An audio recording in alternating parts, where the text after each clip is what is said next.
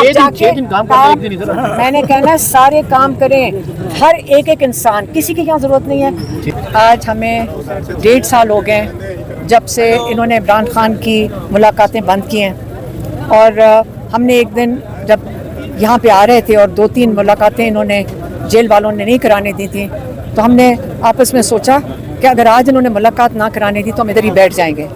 تو ہم ایک دن بیٹھ گئے تو ہم احتجاج کر رہے تھے، اور دیکھتے دیکھتے لوگ آنا شروع ہو گئے، اور ہم یہاں بیٹھے رہتے تھے کئی گھنٹے.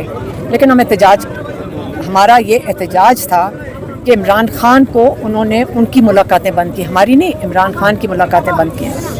لیکن اس کے بعد عمران خان کے کیس شروع ہو گئے، اور ان کیسز کی وجہ سے ملاقاتیں بحال ہو گئیں. ملاقاتیں بحال نہیں ہوئی، کیس کی وجہ سے ملاقاتیں شروع ہو گئیں، اور عمران خان قید تنہائی میں کیسز کی وجہ سے نہیں تھے. اور کئی گھنٹے لائرز کی بھی اور فیملی کی بھی کئی گھنٹے ملاقاتیں ہوتی تھیں، اور ہمیں یہ تسلی تھی کہ ہم ان سے ملاقات کر لیتے ہیں، ان کی صحت کا پتہ چل جاتا ہے، ان کی بات باہر آ جاتی ہے.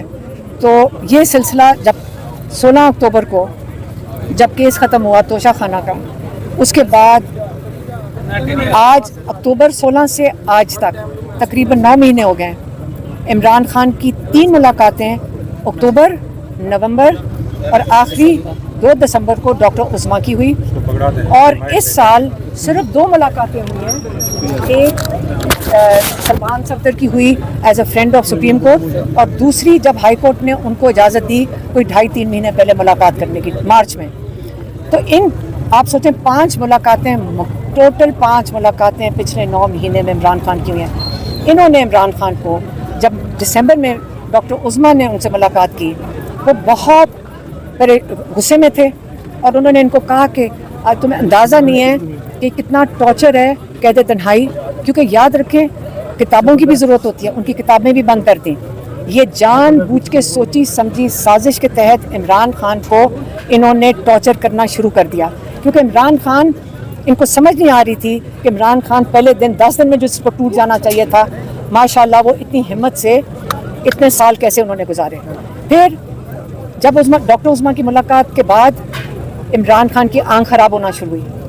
یہ اتنے کرمنلز ہیں، یہ اتنے مجرم ہیں، انہوں نے جان کے اس سپرنٹینڈنٹ جیل نے، عمران خان نے خود کہا کہ میں 2 ہفتے اس کو کہتا رہا، 3 مہینے سے تو پانی آ رہا تھا، لیکن 2 ہفتے کہتے میں ان کو کہتا رہا دسمبر میں کہ مجھے نظر نہیں آ رہا. 2 ہفتے Imran Khan ex prime minister Pakistan کا سپرنٹینڈنٹ کو باری کہہ رہا ہے کہ مجھے نظر نہیں آ رہا، اور وہ غفور انجم ڈاکٹر تک نہیں بلا رہا تھا. 2 ہفتے کے بعد جب ڈاکٹر کو بلایا، انہوں نے کہا آپ کی دیر ہونے کی وجہ سے، تاخیر ہونے کی وجہ سے، علاج کا تاخیر ہونے کی وجہ سے آپ کی آنکھ پرماننٹلی ہمارا خیال ہے ضائع ہو چکی ہے.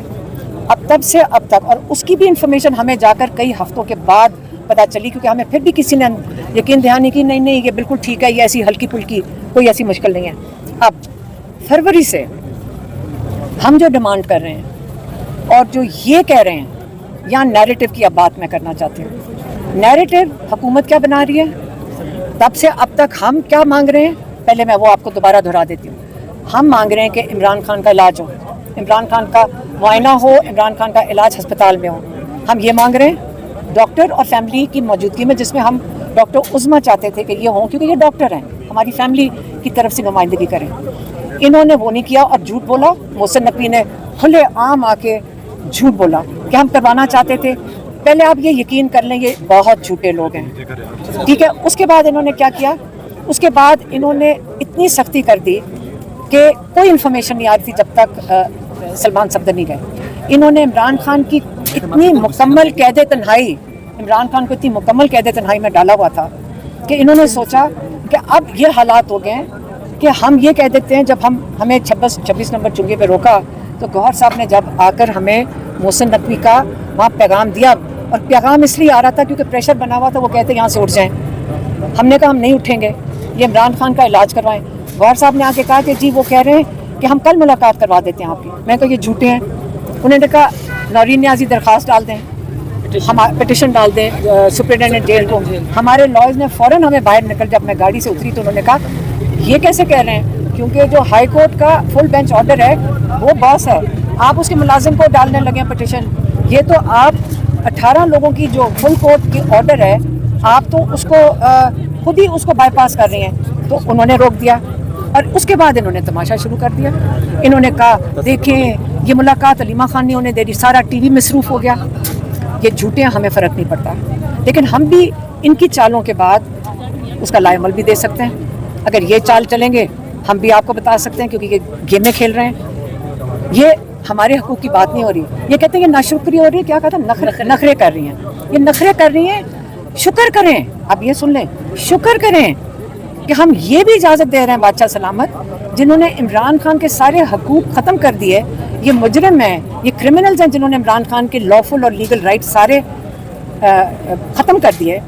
وہ آگے سے کہہ رہے ہیں کہ آپ شکر کریں کہ ہم بادشاہ سلامت اجازت دے رہے ہیں کہ اگر آپ کی ایک بھی ملاقات کروا لیں اس کا شکر گزار ہو جائیں. کیوں؟ آپ سارے عمران خان کے حقوق بحال کریں. اس لیے ہم لوگوں کو کہتے تھے کہ آپ 10,000 لوگ یہاں ان پہ پریشر بنائیں. آج دیکھیں ہم ساروں کا شکریہ ادا کرنا چاہتے ہیں, کیونکہ ان کی وجہ سے ہمیں بڑا حوصلہ ملا. جو عمران خان کی محبت میں, عمران خان کے لیے پورے پاکستان سے, آج آپ سارے جانتے ہیں یہاں کراچی سے لوگ آئے ہوئے ہیں, یہاں کراچی سے لے کے خیبر تک, سندھ سے, بلوچستان سے, کشمیر سے.